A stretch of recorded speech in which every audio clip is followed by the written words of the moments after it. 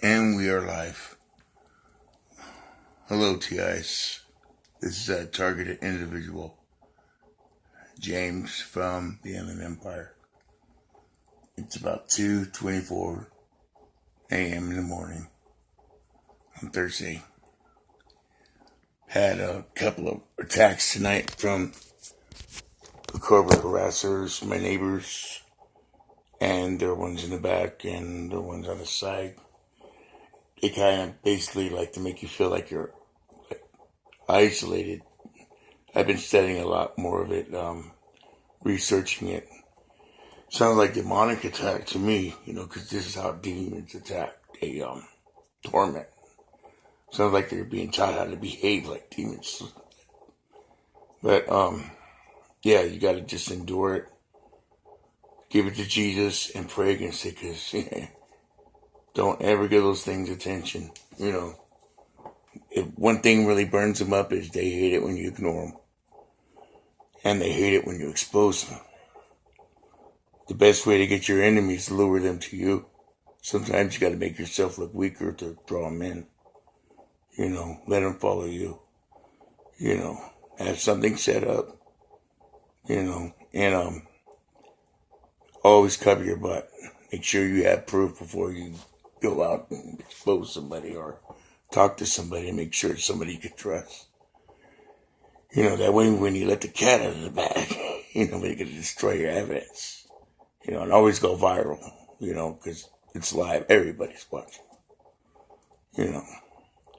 So this is what I've been going through for the last, since I've been here, people like that, and probably since 2014, when it first started.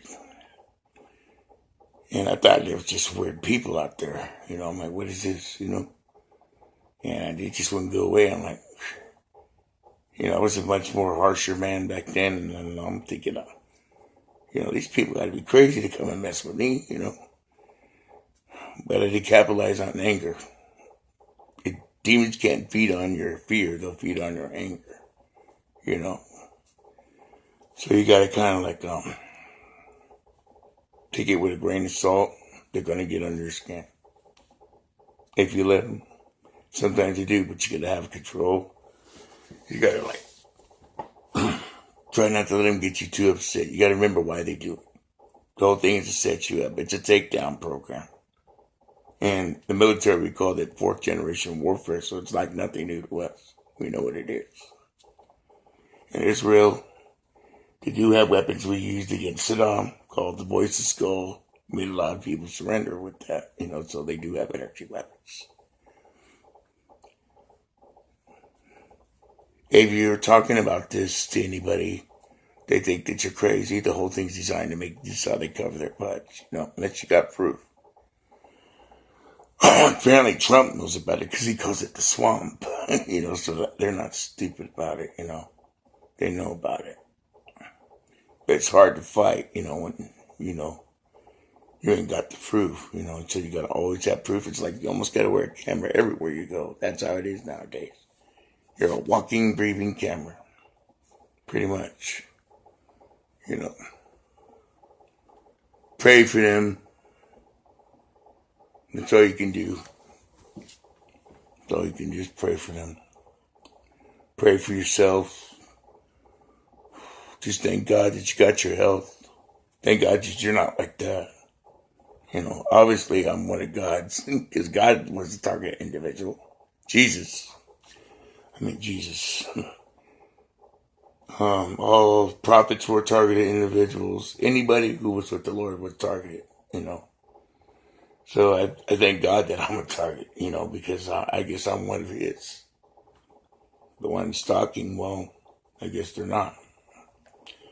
So I guess it's the season where the wheat is weaved out from the tares. And the word of God says that I will weave the wheat from the tares, and I will put the wheat and put it in my barn. And I will tell my reapers, those are his archangels, to bundle up the tares and cast them into fire to be burned. The lawlessness is so bad, that's iniquity. He'll tell them, you who work iniquity, depart from me. I never knew you. they didn't want to do right. They kept wanting to do bad things. They let themselves get deceived by doing bad things. And they didn't want to accept the truth. They didn't want to accept eternal life. See, God didn't force it on them. He always offered it. He says, I am a God that will not force my creation to love me. So they chose who they wanted to serve. And they were deceived. And they got their sentence. We can only blame ourselves for what we do. We judge ourselves as we're living. Once we go, Hebrews says, after death then comes the judgment. It's appointed one man to die one time in life. After death comes the judgment.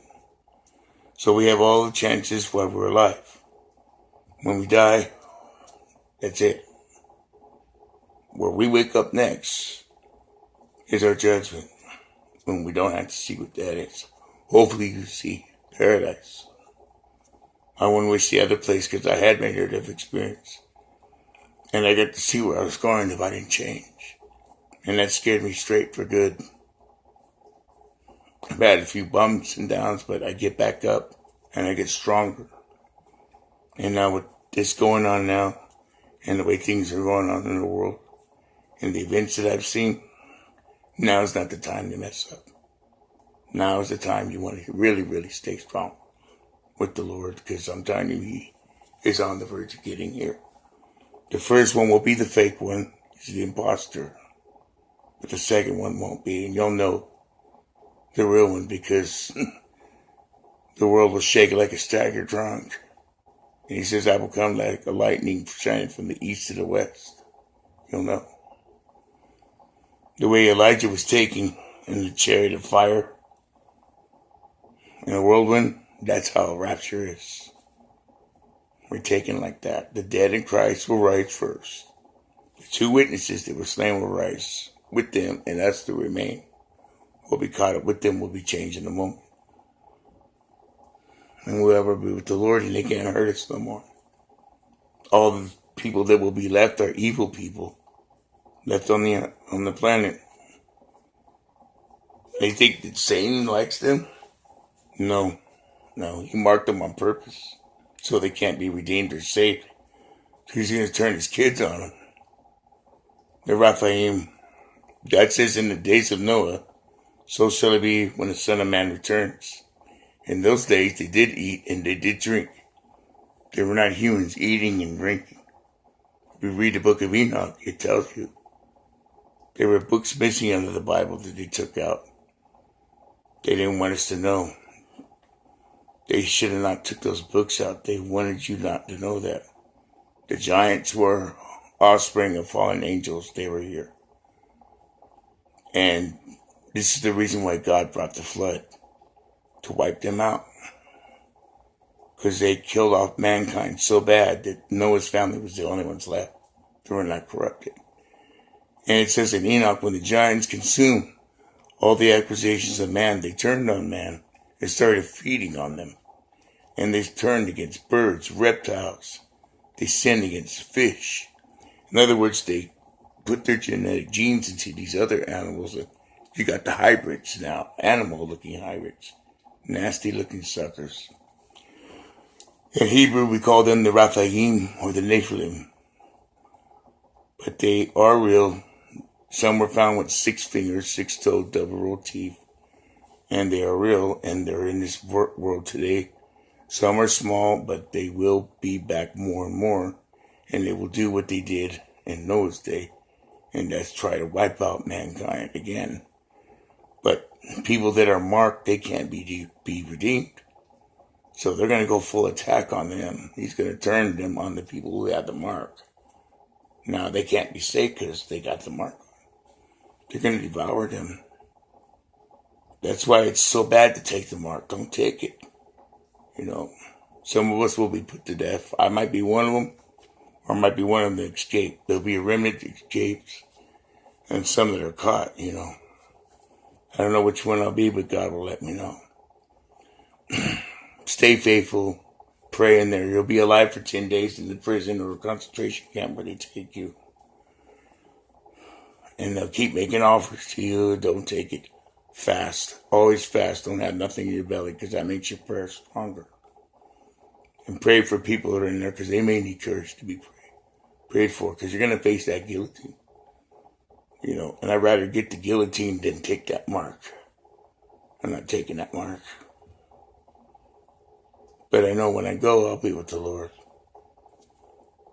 They'll see me again because they'll see us all again because we'll be with the Lord. But we'll be in glorified bodies. A body like Christ, an immortal body.